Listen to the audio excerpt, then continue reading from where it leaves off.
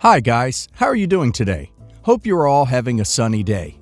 So, are you ready for new crazy stories I've prepared for you? Enjoy the stories, guys, and don't forget to like and subscribe. And of course, don't forget to leave a comment. I, 24 female, am getting married next summer to my fiancé, Jay. My mom died when I was 7. Dad married Kay 4 years later. Kay has a daughter, E, 22, from a previous relationship. Kay and E are easily the most entitled, spoiled, and rude people I've ever met. They never treated me like family. Kay has done everything possible to push me away from the family. I haven't been in any family pictures since I was 14. I was never allowed on any family vacations or activities. Per Kay's request, my dad banned any family members from giving me any gifts for my birthday or holidays. She always hated me. I can't even remember all the times I cried because of the things she would say to me. E was the favorite child. Whatever she wanted, they would get for her. Me? I had to work if I wanted something. School supplies? Work for them. My clothes don't fit me anymore. Work for new clothes. E liked to break my stuff, and I would be grounded because I got mad at her. My last straw was when she cut all pictures I had of my mom. Dad found me crying, and when I showed him the pictures, he told me to let it go. I packed a bag and went to stay with my grandparents. I was 17. Dad never came for me, never called or texted me either. He reached out to me when I was 20, apologized, and said he wanted to reconnect. I told him if he wants that, he will have to work very hard to earn a relationship with me, since he hasn't been my dad since I was 12, and in 3 years, I haven't heard from him at all. He said he'll do anything to be my dad again. Since then, I've been low contact with him because I don't feel like he's putting enough work into our relationship. I finished college last year, and he attended the ceremony, and after that, we spent the entire weekend together bonding. It was the first time I felt like I had a dad in almost 13 years. I wanted my dad to attend the wedding as a guest, but I don't want Kay or E there. I also talked to my dad about it, and he was okay with attending as a guest. My grandpa will be walking me down the aisle. But he got really mad when I said I will not invite Kay and E. His reasoning is that they are his family, so that makes them mine too, and he doesn't want them to be excluded. He then said he will not attend if they aren't invited. So I said, okay. I guess then you won't attend my wedding, and our relationship is over since you're choosing them over me again. It is my wedding, and I don't want those disgusting people there. Please don't contact me again. Go be with your perfect little family and forget I exist. You've practiced on that. Goodbye. Then I blocked his number. Some family members reached out to me and told me I should be the bigger person, and maybe the wedding could be what's going to fix our relationship. My grandparents said that it's my big day, and I shouldn't have people that make me uncomfortable there.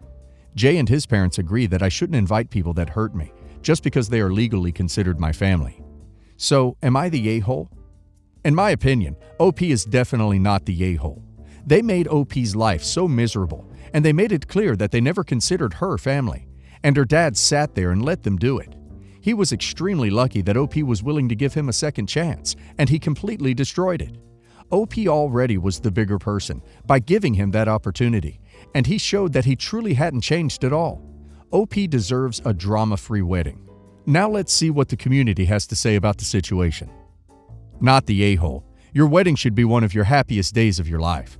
Your father made his choice. You don't always need to be the bigger person anyway, but they're not even really asking you to do that.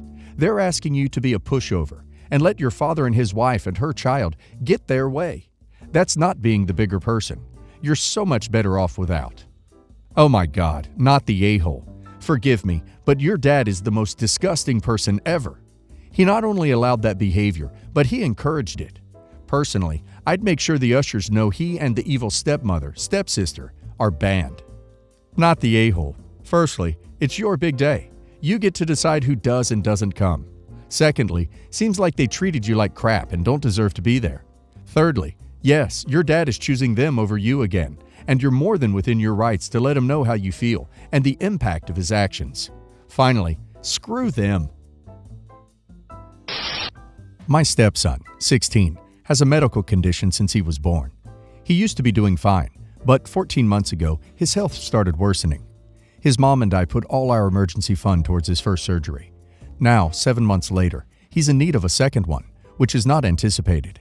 We're not doing great financially. We don't have anything of value to sell to use the money on the surgery, except my 18-year-old son's car that me and his mom bought together, and I eventually gave it to him to drive to college. I decided since it was in my name that I could sell it. He found out and was not happy about it. I explained the situation to him, but he said it was a gift from me and his mom, and I had no right to take it back and sell it. I explained again, but he was having none of it. We got into a huge argument, and his uncle started shaming me for taking the car, saying my stepson's health issues aren't my son's responsibility. I refused to negotiate or get into an argument with them, but my son's upset, and he's been avoiding me and my wife for days now. You're the a-hole. Do you plan to give your ex-wife her investment in the car back after you sell it? Also, your son is 18. Why is the car still in your name? This is not a solo decision you can make. 1. Mom paid for part of the vehicle. 2. The vehicle is your son's vehicle, and it was a gift. It should already be in his name. 3. You are creating resentment and strife in your family. There are charitable foundations, state medical, and other options to pay for the surgery that don't involve stealing from your child. As a bio mom and a stepmom, what you did was honestly disgusting. I can't tell you the ways I would be pissed off and looking at legal options if my ex-husband sold my son's car that I helped buy to pay for someone's medical bills that have no relation to me and barely a relation to my son, and to know that my son wasn't even asked or consulted with first. I'm sorry your stepson is sick, but that is not your son's problem. Edit. You're the a-hole. You're the a-hole. You gave him a gift, one that he uses to go to school.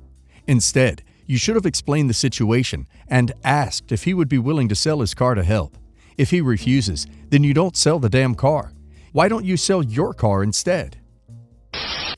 My husband and I have been together for 8 years, married for 5. We have 2 beautiful daughters, named, for the sake of this post, Abigail and Claire. My husband's ex-girlfriend has still not let go of their relationship. They dated for 2 years and then were broken up for 1 year before he and I started dating. She follows us both on social media and comments on everything, trying to prove how good her life is. If we post a picture of our family at the pumpkin patch, she will comment, "Looks like fun. Not as much fun as Hawaii where I just was." I ignore her and don't respond to the comments. My husband usually ignores her too, but sometimes he will reply with something like, "Glad you are doing well." They don't talk otherwise. Last week, ex-girlfriend announced that she is pregnant with a baby girl. Congrats to her. And the name is Abigail Claire. You know, our kids' names. I reached out to her privately. I would never call her out publicly on an announcement post, and said it was weird that she was going to name her baby after her ex's kids. She said that she and my husband had discussed the names Abigail and Claire as girl names they liked back when they were still dating, and accused me of being weird for stealing her baby names. I asked my husband if that was true, and he said no. He and his ex never discussed baby names at all. But he also said I was meddling and should not have messaged her. He said I'm not going to change her mind on the name, so there was no point in getting involved, and he's annoyed with me for poking the bear and giving her fuel to bother us more. I don't feel like I was in the wrong for calling her out. Being obnoxious on social media is one thing, but I feel like naming your kid after your ex's children because you're still pining for him is a step too far into the realm of creepy. I feel bad for poor unborn Abigail II. Everyone sucks here. Why didn't OP and her husband block her a long time ago? I don't understand what value does this contact have in their lives. You're the a-hole. How does this affect you, your children, or your husband? Stop watching this lady and giving her your mental energy. What do you expect to gain from the confrontation? Just block her and get on with your life. You're the a-hole. Not because you were wrong, but because you were foolish. What you did was a huge tactical mistake. She's a troll. You don't feed trolls, ever. She now knows she got under your skin, which was her one and only objective here. You and your husband, both of you, need to ignore her existence. Don't even bother to block her. Just completely ignore her. You don't follow or even look at her social media, and you don't comment or respond in any way when she comments on yours. She's completely invisible as far as either of you are concerned. So I, 29 female, had a boyfriend from when I was 15 until I was 24. We got engaged when I was 22 and he 25, but we just never got to the actual marrying part. We just had been busy with moving and starting our family, until he suddenly passed away in a motorcycle accident when I was pregnant with his son. It was unbearable. My heart was broken into a million pieces. On that day, I lost my best friend, partner, and the father of my unborn son. I always wore the ring on a necklace since I work in a hospital, because I still want to have it with me. Coworkers often thought it was strange that I didn't want to move on, but I was moving on in my own way. I eventually meet my current boyfriend, 32, and we actually hit it off quite well. He treats my son like his own and takes very good care of me. We eventually had the dead fiancé talk, and he comforted me, but told me that eventually it had to pass. So now, 2 years later, yesterday, he asks me why I still wear the ring. I explained that it's an important part of me, and I can't just put it down. He got upset with me and tried to take the necklace off. When I told him that I will not take the necklace off, he started doubting my love for him. He wasn't gaslighting me or anything. He just said that it made him uncomfortable that I still wore my dead fiancé's ring around my neck. It made him insecure and think that I still was in love with my ex-fiancé. I tried to explain that it's just a memory of him, and I'd rather have a ring than pictures or a tattoo, for example. He actually decided to just let it go, and now I can't stop wondering if I'm in the wrong. In my opinion, OP is still in love with her dead fiancé, and that's okay. The heart is big enough to hold a place for her late fiancé and still have room for her boyfriend. Boyfriend needs to understand that it isn't a competition, and that grief has to process in its own way. Now let's see what the community thinks about the situation. Not the a-hole. I was in the no a-hole club until the part about him trying to take it off of you.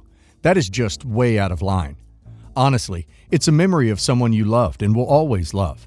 He was your son's father, and his memory will always be special.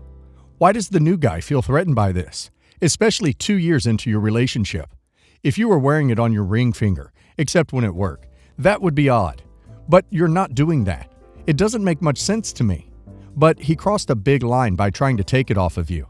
That would raise all my caution flags, and I'd be starting to wonder just how controlling he's going to get as time goes on. Not the a-hole. It's part of you and your son's life. Personally, I say keep wearing it. You're going to keep his memory alive for you. Nothing wrong with still loving him. Your boyfriend seems like he's insecure in your relationship. You two need to communicate more. Edit. For the people worried that he touched me, I already told him that I was very uncomfortable by the way he tried to take the necklace off. He understood and told me he would never do it again. If you're saying or thinking about commenting that I'm still in love with my ex-fiancé, don't bother. Yes, I do love him still, but I am not in love with him. He will always be a part of me, and that's it. I've worked on my grieving for the past 5 years, and I'm so much better. My son will know who his dad is, and I will give him the ring when he is old enough. After a lot of people saying that I should take the ring off, I will, just not now. If my boyfriend proposes to me in the future, I will take it off, because it is indeed weird to wear 2 rings. But for now, I will not take off the ring. I love my parents, so I hate when they are hurting. So I'm conflicted here. I'm the youngest of 5 kids.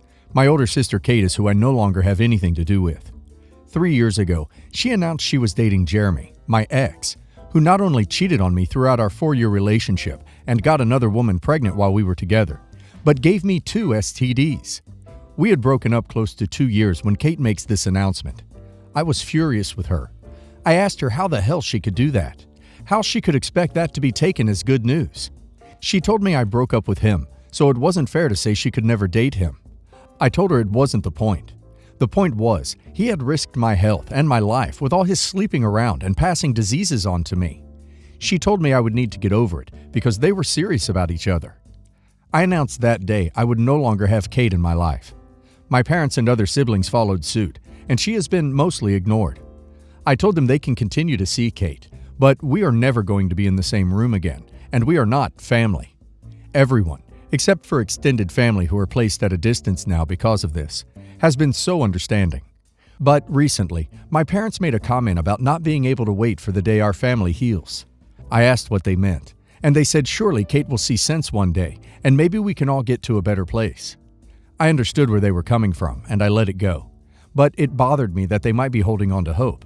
So I sat down with them another day and explained that even if Kate breaks up with him, which is unlikely because rumors are going around that she's pregnant, I would never forgive her for going there. I told them there was no coming back from her dismissal of what he did to me. I told them our family won't heal the way they want. Both of them said they understood and apologized and told me they would never bring it up again. My mom kept asking how Kate could do that. How could they have raised her to be so dumb and dismissive? After that conversation, one aunt who had been part of the extended family cut off asked why my parents seemed to have totally given up on Kate, and I told her that they must have come to terms with it. She said she knew I knew something, because before when she would talk, there was hope for potential reconciliation someday. I told her that I made it clear to my parents that it wouldn't happen, and she told me I was cruel for ending that dream, that it wasn't hurting anyone. I said it would hurt them if Kate and Jeremy broke up and it wasn't enough for me. She told me my parents hardly have any contact with Kate, for me, and that the least I could do is let them have false hope. Am I the a-hole? Not the a-hole.